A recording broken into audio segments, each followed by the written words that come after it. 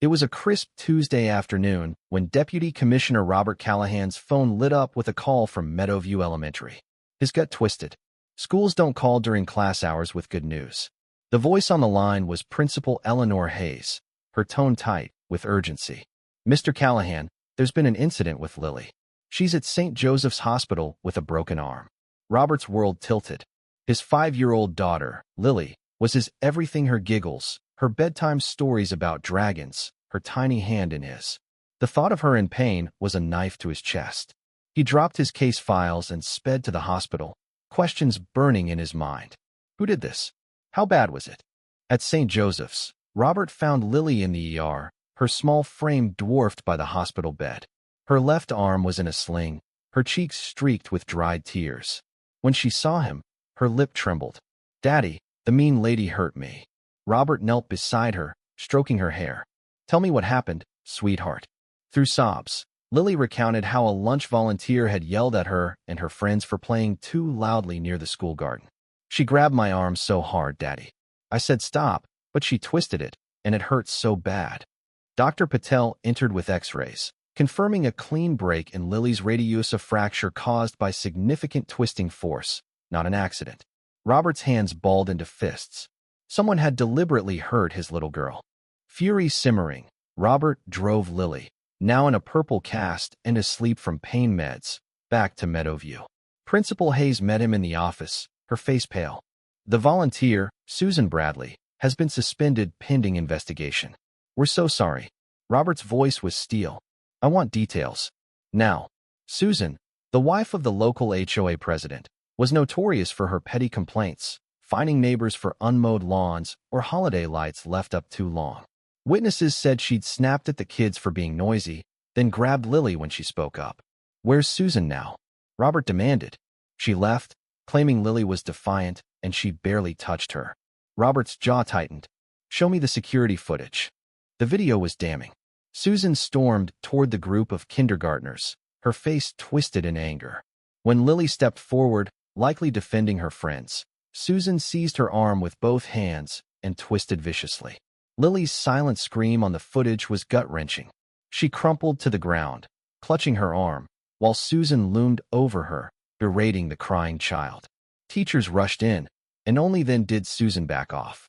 Robert's blood boiled. "I want copies of this and Susan's contact info." Principal Hayes hesitated. "Perhaps we should handle this through school channels." Robert's glare silenced her. "This is an assault on a minor. It's a police matter now."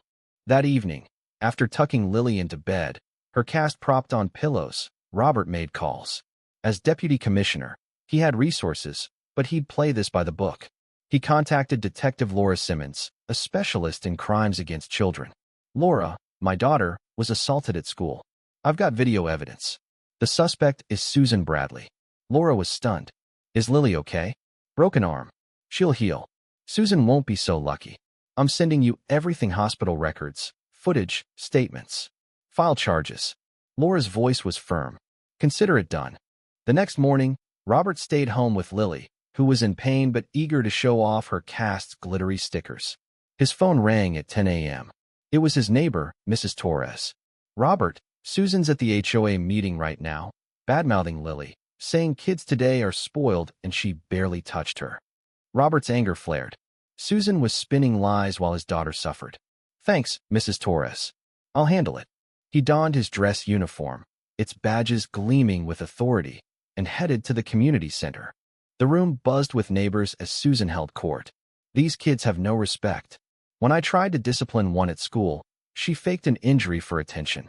Parents need to do better." Robert's voice cut through the crowd. "Are you talking about my daughter?" Heads turned. Susan paled but doubled down. "Mr. Callahan, I was just saying kids need guidance. Your daughter was disruptive." Robert's tone was ice. "My 5-year-old was playing with friends when you broke her arm." Gasps rippled through the room. Susan's husband, HOA President Thomas, looked horrified. "Susan, you said she fell." Robert connected his phone to the projector. "Let's see the truth." The footage played, showing Susan's aggressive assault on Lily. The room fell silent, save for a few stifled sobs. Susan stammered. "That video's misleading. She was defiant." Robert stepped closer. "She's 5. And you broke her arm because she was too loud for you. I'm Deputy Commissioner Callahan, and you've committed aggravated assault on a minor." The crowd erupted in whispers. "Detective Simmons will arrest you tomorrow," he continued. "You'll face charges, and Child Protective Services is reviewing your fitness around kids." Susan shouted, "You can't do this. I'm a respected volunteer." Robert's eyes narrowed. "Not anymore. And stay away from my family, or jail will be the least of your worries." The next day, Detective Simmons called. "We arrested Susan at 8 a.m. She's held on $50,000 bail. The DA's pushing felony charges due to the injury's severity." Robert asked. Her reaction? Shocked there were consequences. Kept demanding her lawyer. Thomas had filed for divorce and frozen their accounts, and angry neighbors had turned on Susan. The school, meanwhile, tightened volunteer protocols. That afternoon, Robert picked Lily up from her grandmother's. "Daddy, did you stop the mean lady?" she asked, her cast now doodled with stars. "Yes, sweetheart. She can't hurt anyone again." Lily smiled. She had mean eyes. The news broke that evening. HOA volunteer arrested for assaulting child. Susan's mugshot, stripped of her usual arrogance, flashed on screen. The story went viral, with Justice for Lily trending as parents shared stories of adults abusing authority. A week later, the DA offered Susan a plea: 5 years probation, anger management, community service, a restraining order, and full payment of Lily's medical costs.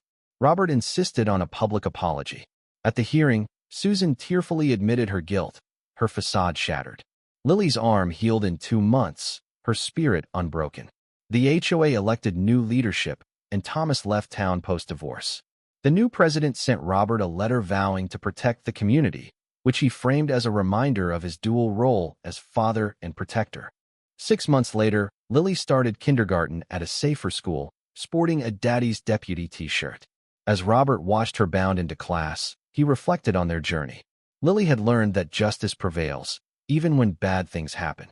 Robert realized the most vital cases are personal, protecting those you love. Susan served her probation quietly, moved away, and never worked with kids again. Her life unraveled, a stark lesson in consequences. Lily, now older, would later recall her bravery in speaking out. She'd taught her community that no one, no matter how powerful, is above accountability. Robert couldn't be prouder. What do you think? Should adults face harsher penalties for harming children? Have you seen injustice in your community? Share your thoughts below. Let's debate how we protect our kids and hold wrongdoers accountable.